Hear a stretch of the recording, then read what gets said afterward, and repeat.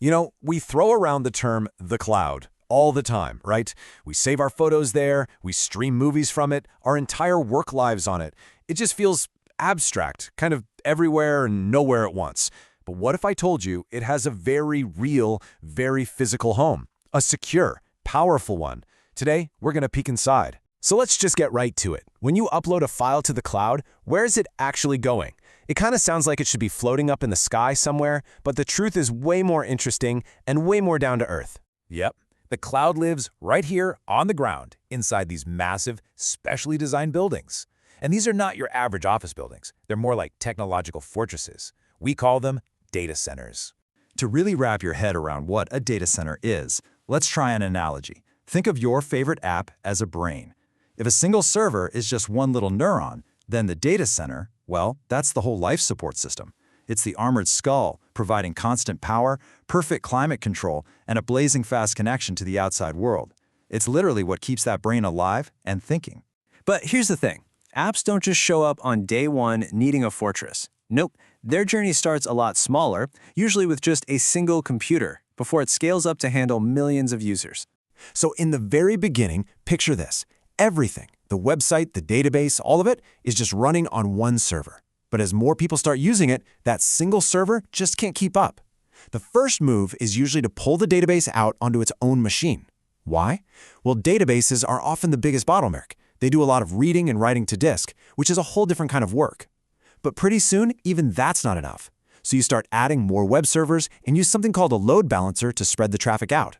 And just like that, you've got a whole rack of computers that needs a safe, professional home. And that is what brings us inside the fortress itself. Now that we get why we need one of these things, let's take a little tour of the critical systems that make it all possible, the real life support for our entire digital world. First things first, power. A data center can absolutely never, ever go dark. To make sure of that, they've got multiple power feeds from different grids. If all of those somehow fail, a giant bank of batteries, what we call an uninterruptible power supply, or UPS, kicks in instantly. And if the outage lasts longer, huge diesel generators, I'm talking the size of train cars, fire up and can power the whole place for days. Okay, next up, cooling. Now, you get thousands of servers running 24/7 in one place, and they generate a crazy amount of heat. They would literally cook themselves to death without a solution. So data centers have these industrial-strength air conditioning systems. Often, they have a raised floor, and they pump cold air up through vents into what are called cold aisles in front of the server racks. The servers suck that cold air in, it cools them down, and the hot exhaust is blown out the back into hot aisles, where it gets sucked away to be cooled again. It's this perfectly engineered, continuous cycle. Of course, what good is all that if you can't connect to the world? A data center is like a major interchange on the internet superhighway. It has tons of redundant, high-speed fiber optic cables connecting it to the backbone of the internet. This whole setup guarantees that data can fly in and out without any single point of failure. And finally, security. Because this building is holding some of the world's most valuable data, the physical security is, well, it's intense. We're talking fences, guards around the clock, and multiple layers of access control.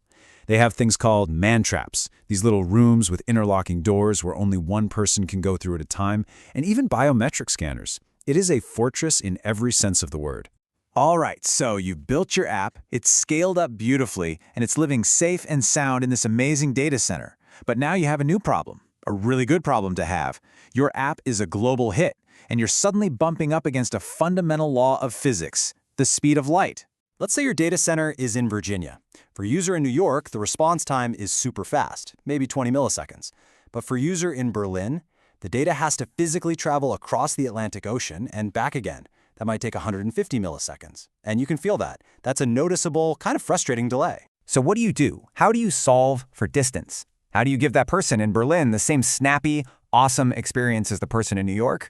The answer isn't to build a faster cable, it's to shrink the distance. And the solution is brilliant in its simplicity. Don't have just one data center. You build a network of them, placed strategically around the world. By putting another data center in Europe, for example, you bring the data way closer to all your European users, and that response time just plummets. Now, going global like this gives you two massive wins. The first one is obvious, reduce latency. You're physically closer to your users, so everything is faster. But the second one is just as important, disaster recovery. If, say, a hurricane knocks your Virginia data center offline, all the traffic can be automatically rerouted to Europe. Your app never goes down. But wait a second. How does your phone know to connect to the data center in Frankfurt instead of the one in Virginia? Aha, that's where a really clever bit of magic comes in. It's called GeoDNS. The best way to think of it is as the internet's traffic cop. It takes one look at where you are in the world and points your request to the closest and fastest data center for you. So, when our user in Berlin opens your app, GeoDNS sees the request is coming from Germany, and instead of sending it all the way across the ocean, it just says, nope, you go over here, and routes it to the nearby Frankfurt data center. The user has no idea this even happened, they just get a really fast experience. It's all done in a fraction of a second. When you boil it all down, it really comes back to this one core idea. Scaling an application for a worldwide audience isn't just about throwing more servers at the problem. It's about putting those servers in the right places. Having multiple data centers is absolutely crucial for keeping your service online and for giving users everywhere that fast, seamless experience they expect. So the next time you stream a movie, post a photo, or grab a file from the cloud, just stop and think for a second. It's not coming from the sky. It's coming from a very real, fortress-like building routed by an intelligent network of traffic cops, all to get to your screen from the data center that happens to be closest to you right at that moment. Pretty cool, right?